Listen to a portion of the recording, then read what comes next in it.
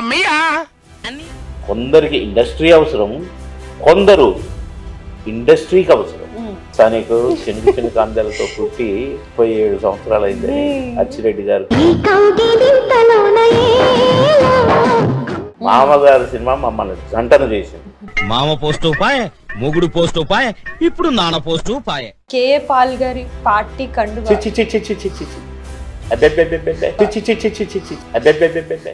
నమస్తే, welcome to NN. నేను Santoshi.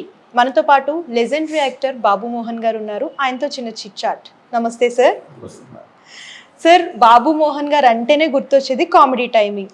So మరి బాబు మోహన్ గారు ఇండస్ట్రీలోకి ఎలా వచ్చారు, ఇండస్ట్రీలోకి రాకముందు ఆయన లైఫ్ ఎలా ఉండేది, అండ్ ముందే అనుకున్నారా లేదంటే అనుకోకుండా వచ్చారా, దీని గురించి చెప్పండి. ఇది ఏది అనుకోలేదమ్మా. చదువుకోవాలి, బాగా మంచి ఉద్యోగం చేయాలి, ఈ రెండు తప్ప నాకు ఏ కోరికలు ఏదవుతానో ఊహాగానాలు లేవు. నేను బాగా చదివి ఉద్యోగం చేయాలనుకున్నాను. ఉద్యోగం దొరికింది, మంచి ఉద్యోగం. ముందు పోలీస్ ఆఫీసర్ కావాలని ఉండేది, హైట్ తగ్గింది, ఆ కోరిక పోయింది. సరే, మంచి ఉద్యోగం దొరికితే బాగా అనుకున్నాను. రెవెన్యూ డిపార్ట్మెంట్లో ఒక రెవెన్యూ ఇన్స్పెక్టర్గా, ఒక ఎల్డీ రెవెన్యూ ఇన్స్పెక్టర్గా అట్లా స్టార్ట్ అయినోడిని. నేను తహసీల్దారు తర్వాత ప్రమోషన్స్, ఆర్డీఓ, కలెక్టర్, ఆ పొజిషన్కి పోయే వాడిని సడన్గా, అంటే రెవెన్యూలో పనిచేసిన వాళ్ళు డిపార్ట్మెంటల్ టెస్ట్ పాస్ కావాలమ్మా. నేను ఉద్యోగంలో చేరిన సంవత్సరమే టెస్ట్ అన్ని సిపిసి, సిఆర్పిసి అన్ని మొత్తం పాస్ అయిపోయాను. అప్ టు కలెక్టర్ నాకు అడ్డు లేకుండా లైన్ క్లియర్ అయిపోయింది. ఇక నేను టప ప్రమోషన్లతో వెళ్ళిపోవడమే, వన్ బై వన్. అలాంటిది నేను సినిమా యాక్టర్ అవ్వటం. సినిమా యాక్టర్ అయ్యి నేను ఫస్ట్ పిక్చర్, సెకండ్ పిక్చరే 100 days ఆహుతి, third picture Ankusam 100 days. 100 days ఏంటి ఇది, అది టాప్ హిట్ పిక్చర్ అయిపోయింది అది. ఇక నాకు ఆ సినిమా రిలీజ్ అయిన వారం రోజుల్లోనే 10-15 సినిమాలు బుక్ అయ్యాను. అసలు ఊపిరాడని పొజిషన్ అప్పటికే. అంటే అలా టాప్ పొజిషన్లో నన్ను నిలబెట్టిన సినిమా అంకుశం. కనుక నేను ఇవన్నీ ఊహించలేదు. అవుతానని అసలు ఊహించలేదు, ఇంత టాప్కి వెళ్ళిపోతున్నాను అసలు ఊహించలేదు, ఉద్యోగానికే రిజైన్ చేయాల్సి వస్తుందని అసలు అనిపించలేదు. కానీ అక్కడ నాకు టాస్క్, ఉద్యోగం ఉంచుకోనా లేకుంటే రాజీనామా చేయను. ఆ అంకుశం సినిమా తర్వాత బాగా బిజీ అయిపోయాను. నేను సినిమా యాక్టర్ అవుతున్నానని అనుకోలేదు, అయ్యాను. అవ్వటమే కాదు, ఉద్యోగం అని చిన్నప్పటి నుంచి అనుకుంటూ చదివిన నేను అలాంటి ఉద్యోగం, అందులో అతి త్వరలో కలెక్టర్ కాబోయే ఉద్యోగాన్ని వదులుకుంటున్నానే. ఎట్లా ఇప్పుడు నాకు సినిమాలు ఎప్పటిదాకా ఉంటాయో ఏంటో అని, సరేలే కొన్ని రోజులు చేద్దామా, ఇక్కడ సస్పెండ్ చేస్తారు, 5 సంవత్సరాల నుంచి లీవ్ పెట్టకూడదు. సరే, లీవ్ పెట్టారు. ప్రొలాంగ్ చేద్దామా, కుదరదు. అలాంటప్పుడు ఏం చేద్దాం అప్పుడు దాసరి గారు, ఎరా ఏంటి ఉద్యోగం ఉందా అంటే, ఉంది సార్. మరి ఏం చేద్దాం అనుకుంటున్నావు అంటే, సార్ నాకేం అర్థం కావట్లేదు, అదే సార్ బాగా ఫీల్ అవుతున్నా, నేను రిజైన్ చేయాల్సిందే తప్పదు, లేదా ఉద్యోగంలో జాయిన్ అవ్వాలి.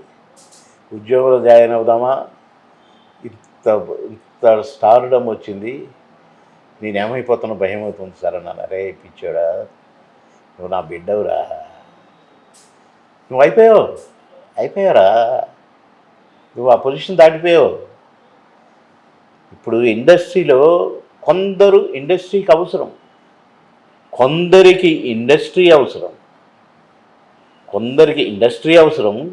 కొందరు ఇండస్ట్రీకి అవసరం. నువ్వు ఈ లిస్ట్లోకి వచ్చేసావురా, నువ్వు ఇప్పుడు ఇండస్ట్రీకి అవసరం.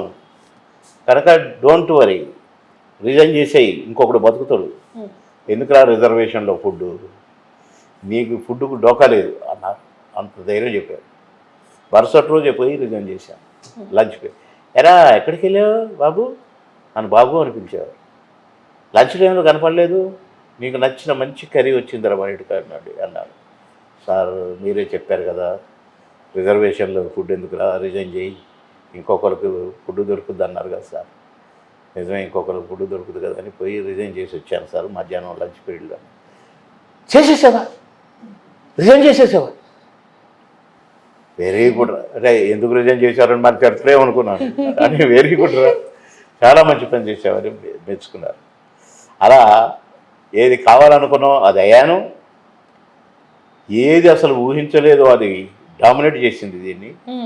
కనుక ఇటు మొగ్గింది నా ఖరాజు, కనుక సినిమా యాక్టర్గా కంటిన్యూ అయ్యాను. ఇది నా వృత్తి అయిపోయింది. ఓకే. సో అంటే మీరు యాక్ట్ చేసిన చాలా సినిమాల్లో సో చాలా మంచి గుర్తింపు వచ్చాయి. అందులో ఒకటి మామగారు సినిమా ఒకటి. సో మరి ఆ టైంలో కాదా ఆ టైంలో మీరు చాలా బిజీ అన్నారండి. మరి మాయలోడు కాదా? అన్ని మరి బాబు కదా సార్. అంటే ఆ టైం చాలా బిజీ షెడ్యూల్ ఉందని నేను విన్నాను. సో మరి డేట్స్ ఎలా అడ్జస్ట్ చేశారు సార్? దీని చాలా చాలా కష్టపడేవాడిని. నా డేట్స్ వేరే వాడికి ఇస్తే అతను డబ్బులు తినటం అదంతా మొదలుపెట్టాడు. నా దగ్గర రాకుండానే కొన్ని మాట్లాడుకోవటం, మంచి కంపెనీలకు డేట్లు ఇవ్వకుండా డబ్బులు తీసుకొని ఏది పడితే దానికి ఇవ్వటం, ఇవన్నీ చేస్తుంటే నాకు అర్థమయ్యి అతను తీసేసి నేనే చూసుకోవటం. రోజుకు 6 షిఫ్ట్లు పనిచేసేవాడిని. అంటే ఒక రోజుకి అట్లా 16-17 సంవత్సరాలు మంచి బిజీ, గంటలు పనిచేసేవాడిని, తెల్లవారులు పనిచేసేవాడిని. ఇక 24 అవర్స్ ఎక్కడ గ్యాప్ ఉండేది కాదు నాకు. మార్నింగ్ 7 నుంచి మొదలు పెడితే రౌండ్ ద క్లాక్ మళ్ళీ 7కు ఇంకో షూటింగ్లో ఉండేది. అంటే 6 గంటల దాకా పనిచేసేవాడు మార్నింగ్. అట్లా నిద్ర ఆహారాలు మాని పనిచేసిన అదృష్టవంతుడు నేను. ఆ టైంలో నేను రిజైన్ చేయటం ఇవన్నీ కూడా సరే ఏదేమైనా సక్సెస్ అవుతూ ఈరోజు మీకు ఇంటర్వ్యూ ఇచ్చేంత వరకు సినిమాల్లో నటిస్తూనే ఉన్నాను. ఇప్పుడు 10 సినిమాలు రిలీజ్కున్నాయి. 10 సినిమాల దాకా యాక్ట్ చేస్తున్నాను, ఒప్పుకున్నాయి ఉన్నాయి. వెరీ హ్యాపీ 42వ సంవత్సరం సినీ నటుడుగా ఫస్ట్ పిక్చర్ ఆన్వర్డ్స్ 42 సంవత్సరాలు. ఇప్పటికి కూడా 42 ఇయర్స్ నటుడుగా నేను బిజీగానే ఉన్నానంటే నా పూర్వజన్మ సుకృతం. ఇది నా గొప్పతనము, నేనేదో యాక్టింగ్ చేసి ఎర్రదీసి, దేవుడిచ్చిన వరం, ఆ కళామ తల్లి ఇచ్చిన వరం, ఆ నటరాజు ఇచ్చిన వరం, ప్రేక్షక దేవుళ్ళు ఇచ్చిన వరం, అందరి ఆశీర్వాదాలతో నేను ఇట్లా కలకల్లాడుతూ ఉన్నాను. ఓకే సార్, చినుకు చినుకు అందెలతో ఆ సాంగ్ ఎంత హిట్ అయిందో. మరి ఇప్పుడే మామగారు అన్నావు కదా, చినుకు అందెలతో మళ్ళీ ఎట్లా అంటున్నావు? మరి అందుకు ఒక్కటే నచ్చిందిగా. అలా అని కాదు, మీకు నచ్చని సినిమా ఉండదు. ఎందుకంటే ఆ సాంగ్ కి థియేటర్ లో ఎన్ని ఈలలో ఎన్ని కేకలో ఇవన్నీ కూడా నేను పుట్టక ముందు, కాకపోతే ఇప్పటికీ స్టిల్ ట్రెండింగ్ లోనే ఉంది ఆ సాంగ్. 37 ఇయర్స్ ఆ సాంగ్, ఆ సినిమా రిలీజ్ అయ్యి 37 ఇయర్స్ అని మా ప్రొడ్యూసర్ గారు చెప్పారు. ఈ సినిమా ప్రొడ్యూసర్ తెలుసా నీకు? చినుకు అందెలతో పుట్టి 37 సంవత్సరాలు అయిందని అచ్చిరెడ్డి గారు, కృష్ణారెడ్డి గారు చెప్పారు. ఈ సినిమాలో 365వ రోజు సెకండ్ షో హౌస్ఫుల్ చూశాను. తలుపులని తీసి ఓ జనము కేకలు అన్నవి చూడు, అరుపులు అన్నవి చూడు, కేరింతలు. నేను 365వ రోజు అంటే సంవత్సరం, 1 ఇయర్ కంప్లీటెడ్. 1 ఇయర్ తర్వాత రోజు అసలు చిన్న విషయమా? అది చూసాం హౌస్ఫుల్. ఇంకా 100 రోజులు ఆడుతుంది సార్, కానీ మేము తీసేస్తున్నాం కొన్ని కారణాల వల్ల అని చెప్పారు. సౌందర్య గారి పక్కన యాక్ట్ చేయడం ఎలా అనిపించింది? అప్పుడు అంత పెద్ద స్టార్ కాదు, అప్పుడే స్టార్ అయింది పాపం. కానీ అప్పుడు ఇలాంటి సినిమాలు బాబు మోహన్తో చేయకూడదు. ఆమెకు చిరంజీవి గారి సినిమాలు, నాగార్జున గారి సినిమాలు, బాలకృష్ణ గారి సినిమాలు వస్తున్న రోజులు. అప్పుడు బాబు మోహన్తో యాక్ట్ చేస్తే బాబు మోహన్తో యాక్ట్ చేసిందా ఒక కమెడియన్ అలా అనుకుంటే పాపం ఆమెకు ఇదయ్యేది. కానీ ఆ సినిమా నుంచే స్టార్డమ్, టాప్ స్థాయికి వెళ్ళిపోయి ఆ సినిమా, ఆ సాంగ్ అంత హిట్ అయ్యేసరికి సౌందర్య పక్కన చేస్తే మా సినిమా కూడా హిట్ అయిందని హీరోలు అనుకునే స్థాయికి వెళ్ళిపోయింది. ఆ స్థాయి అమ్మాయికి కూడా ప్లస్ అయింది. ఇక నాకంటే ఆకాశం ఎక్కడ చుక్కలు ఎక్కడ అని ఇట్లా చూసుకునే స్థాయి నాకు వచ్చింది. సో అయితే సార్ కోటా శ్రీనివాస్ గారిది మీది సూపర్ హిట్ కాంబినేషన్. మరి ఈ కాంబినేషన్ ఫస్ట్ ఎలా సెట్ అయింది సార్ మీ ఇద్దరికి? అవే సెట్ అయ్యి దీనికి ఏదో ప్రయత్నం చేసి దీనికి యాగాలు చేసి ఏం చేయలేదండి. ఓకే. రొటీన్గా నాకు ఫస్ట్ కోట గారితో నా కాంబినేషన్ బొబ్బిలి రాజు. ఆ బొబ్బిలి రాజులోనే మాకు కొంచెం మనస్పర్ధలు అవి ఇవి ఉండేది. కానీ ఆ సినిమాతోనే మేము ఫ్రెండ్స్ అయ్యాము. ఆ సినిమా తర్వాత మామగారి సినిమా మమ్మల్ని జంటను చేసింది. ఎవర్ గ్రీన్ జంటగా సినిమా ఇండస్ట్రీ పుట్టిన కాడ నుంచి ఇలాంటి జంట పుట్టలేదు అని సినీ ప్రముఖులే అనే స్థాయికి మమ్మల్ని పెంచింది.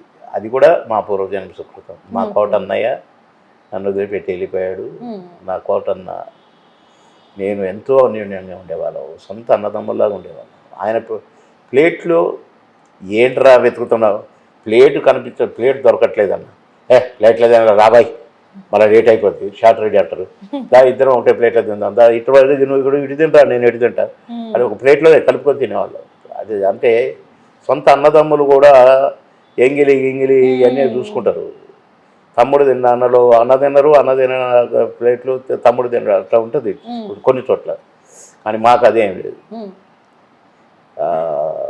కలిసి తాగేవాళ్ళం, కలిసి తిరిగి మనం తాగడం అంటే మందు కాదు, నీళ్ళు. వాళ్ళు మందు అనుకునేరు. అంటే ఆయన రాసి తాగి పెడితే నేను తాగేవాడిని. నిజం.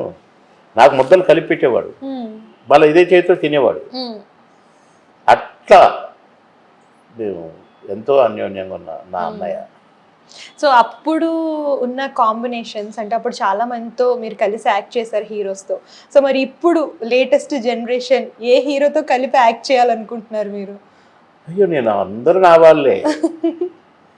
ఇప్పుడున్న నాగార్జున గారు నా వారు కదా, వారితో ఎన్నో సినిమాలు యాక్ట్ చేశారు. నాగార్జున గారు గ్రేట్, ఒక డిసిప్లైన్డ్ హీరో. అక్కినేని గారి పుత్రరత్నం అంటే రత్నమే. నాగార్జున గారు రత్నమే. ఎంత చక్కని బిహేవియర్, ఎంత చక్కని మైండ్, ఎంత చక్కని mentality. Good, very very happy, very very happy. అంటే ఇప్పుడున్న జూనియర్ ఎన్టీఆర్ కానివ్వండి, మా బాబు జూనియర్ ఎన్టీఆర్ మా బాబు. నా కొడుకు చనిపోయిన రోజుల్లో బెంగళూరులో ఒక ఫంక్షన్లో కలిసాము. వచ్చి రావటమే నన్ను పట్టుకొని దగ్గరికి తీసుకొని, నేను నీ బిడ్డనే, బాధపడద్దు, ఏడవద్దు అని చెప్పారు.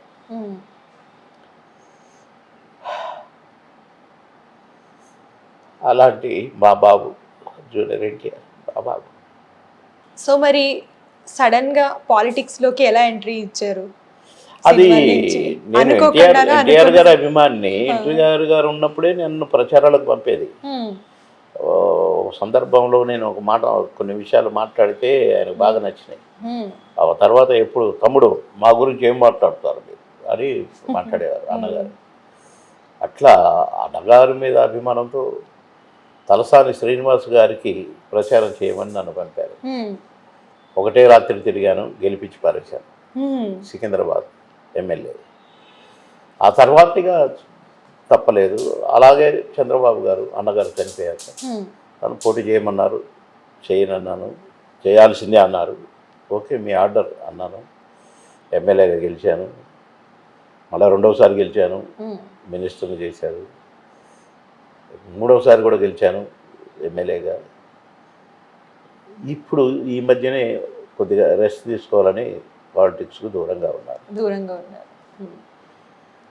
ఈ 2-3 ఇయర్స్ నుంచి కొంచెం లేదు.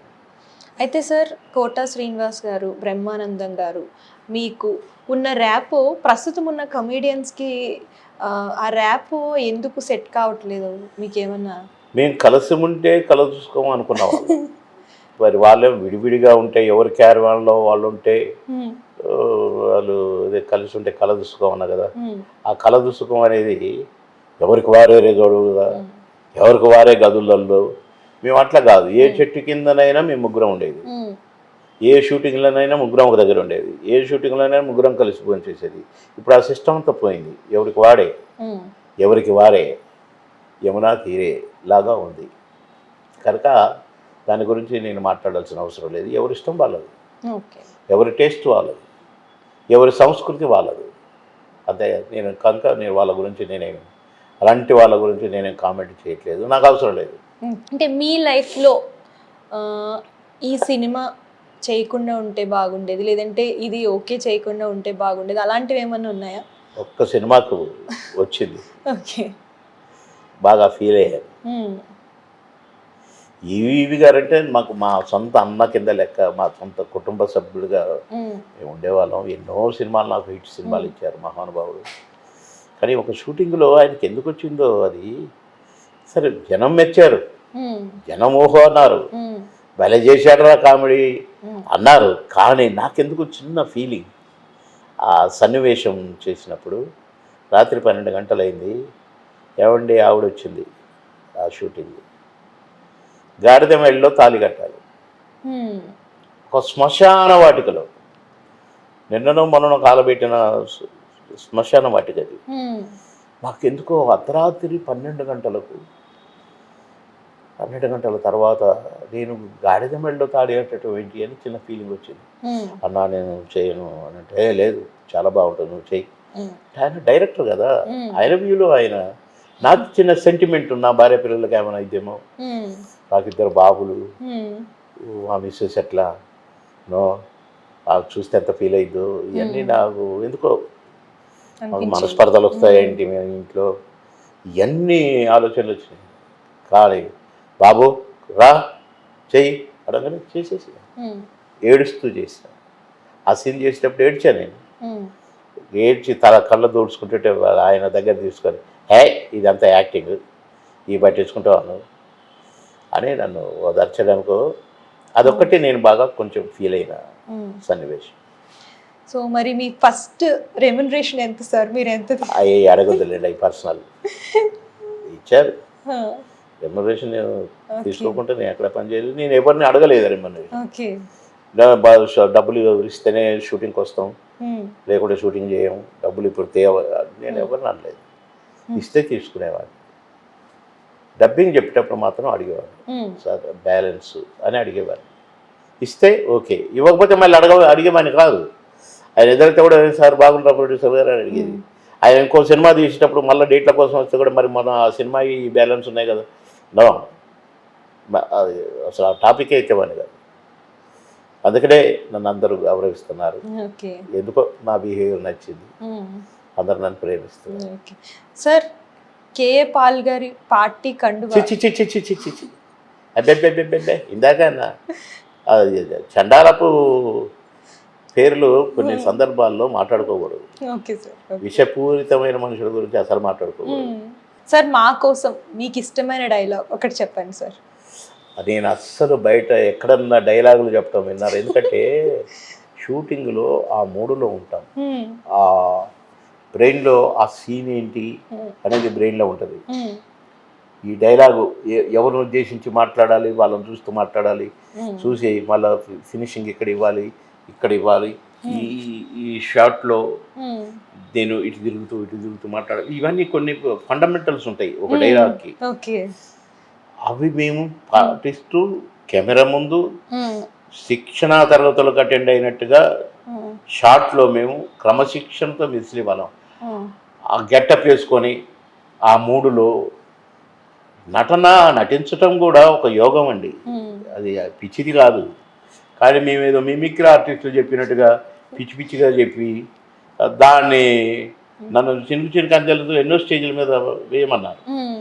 అంత పేరు తెచ్చిన పాటను నేను కిండల్ చేయలేను, ఎందుకంటే కామెడీ చేయాలి, పాట అంతా గుర్తుండదు కదండి. విట్లుగా పాటలు చేసిన వాళ్ళము 3 రోజులు చేయాలి ఆ పాట, కానీ 2 రోజులకే కంప్లీట్ అయిపోయింది. ఒక్క షాట్ కూడా సెకండ్ షాట్ లేదు, ఒకటో షాట్ ఓకే, షాట్ ఓకే, అదే తప్ప 1 more ఎక్కడ లేదు. అలాంటి పాటను నేను స్టేజ్ మీద ఏదో తప్పుడు అడుగులు వేసి లేకపోతే వితౌట్ 3 చేసి నేను నా సాంగ్ను నేనే కిల్ చేసుకోలేను. అందుకని నేను ఎక్కడ డైలాగులు చెప్పుడు కానీ ఉండదండి. ఏమిటి ఎలా అదొక్క డైలాగ్ చెప్పండి సార్. అది ఆ మూడ్లో చెప్పిన దానికును ఎందుకు ఏమిటి ఎలా, ఇప్పుడు కోటన్నం తీసుకొని గోడ ఎక్కి దూకటం అవన్నీ ఏదో ఉంటాయి, అక్కడ చెప్పిన దానికును ఆడొక బాంబు వెళ్తుంది, అక్కడ ఎందుకు ఏమిటి అని అన్నదానికును కోటన్నతో నేను చెప్పానా ఎందుకు ఏమిటి అలా అడగొద్దన్నాడని అన్నదానికును ఎంతో వేరియేషన్స్ ఉంటాయి. ఓకే. ఆ సందర్భాన్ని బట్టి అక్కడ ఎందుకు ఏమిటి ఎలా ఉంటుంది, ఈ సందర్భాన్ని బట్టి ఎందుకు ఏమిటి ఎలా ఉంటుంది. మా నాన్న కోట శ్రీనివాసరావు గారి క్యారెక్టర్తో చెప్పినా ఎందుకు ఏమిటి ఎలా ఒక రకంగా ఉంటుంది. కనుక ఒకే రకంగా ఎందుకు ఏమిటి ఎలా అట్లా ఉండదండి. కనుక నేను అన్ని వెరైటీలలో సినిమా అంతా ఉంటుంది. అది ఒక్కొక్క దగ్గర ఒక్కొక్క రకం ఉంటుంది, ఒక్కొక్క దగ్గర ఒక్కొక్క రకంగా ఉంటుంది. కనుక నేను చెప్పలేను. మీరు విలన్ గా కూడా కొన్ని పాత్రలు చేశారు కదా, అందులో మీకు నచ్చిన పాత్ర ఏంటి సార్? అంకుశంలో క్యారెక్టరే. అంకుశాల క్యారెక్టర్ ఎంత పెద్ద క్యారెక్టర్ అది. ఇంకో పెద్ద పెద్ద విలన్లు, టాప్ మోస్ట్ విలన్లు చేసే క్యారెక్టర్ అది. కానీ చిన్న పోరగాడుతో నాతో చేయించారు కోటి రామకృష్ణ గారు అంటే ఆ మహానుభావుడు. అది కూడా నాకు డైలాగ్ చెప్పేవాడు, కెమెరా ముందే కూర్చునేవాడు. నా డైలాగు చెప్తుంటే మధ్యలో డైలాగ్ ఫినిషింగ్ లోపల ఆహా అను అంటే ఆహా, ఓహో అను, ఓహో, ఇవన్నీ డైలాగులు కలిపి అంటుండేవాడిని నేను సందర్భోచితంగా. ఎందుకు ఏమిటి ఎలా చెప్పేదో పాయే అది అలా చెప్పేది ఆ సినిమాలో. పాయే బ్రిచ్చ అది గమ్మత్తుగా చెప్పేటోని. అది ఇప్పుడు గబక్కన చెప్పు అంటే దాని టేస్ట్ ఉండదు, వాళ్ళ సినిమాలో చూస్తే ఇంకొక రకం ఉంటుంది. సో మాతో మంచిగా మీ విషయాలు షేర్ చేసుకునేందుకు చాలా చాలా ధన్యవాదాలు సార్. Thank you. సో చూసారు కదా, చూస్తూనే ఉండండి ఏఎన్ఎన్.